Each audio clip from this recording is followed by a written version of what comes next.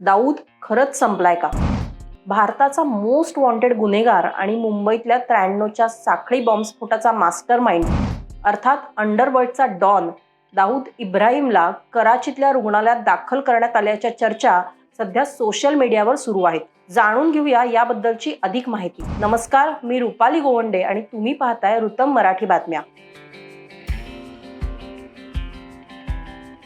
दाऊद इब्राहिमवर विषप्रयोग केल्याचा दावा केला जातोय. त्याला एका अज्ञात व्यक्तीनं विष दिलेलं असून त्याची प्रकृती चिंताजनक असून त्याला कराचीतल्या रुग्णालयात दाखल करण्यात आल्याचं वाचायला मिळतंय. मात्र या घटनेला अजून अधिकृत दुजोरा मिळालेला नाही. पण दाऊद 2 दिवसापासून रुग्णालयात दाखल असल्याची माहिती समोर आली आहे. तसंच काही दिवसापासून पाकिस्तानमध्ये अनेक अज्ञात व्यक्तींकडून झालेल्या हल्ल्यामध्ये दहशतवादी मारले गेल्याच्या बातम्या आपल्या समोर आल्या होत्या. याच पार्श्वभूमीवर पुन्हा एकदा अज्ञात व्यक्तीचा उल्लेख झाल्यामुळे या योगायोगाबद्दल आश्चर्य व्यक्त केलं जात आहे. पाकिस्तानमधली इंटरनेट सेवा बंद पडल्यामुळे या चर्चेत आणखीन भर पडली आहे. पाकिस्तानमधल्या माध्यमांनी दिलेल्या वृत्तानुसार रविवारी रात्री बऱ्याचशा शहरांमधलं इंटरनेट डाऊन झालंय. यामागे दाऊद इब्राहिम हेच कारण असल्याची शक्यता वर्तवली जाते.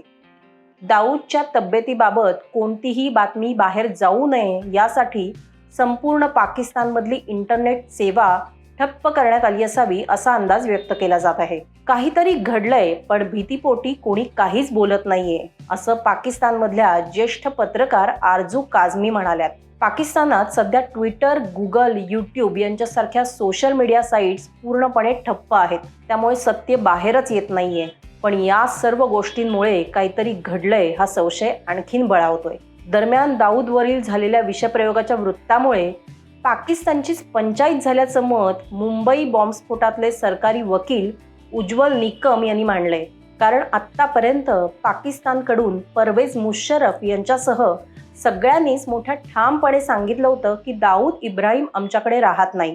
आणि जर का आता पाकिस्तानने असा आरोप केला की दाऊदवर भारतानेच विषप्रयोग केला असावा तर दाऊद आमच्या भूमीत राहत नाहीये ही भूमिका पाकिस्तानने आधीपासूनच घेतला असल्यामुळे तो आणखीन अडचणीत येण्याची शक्यता जास्तच आहे.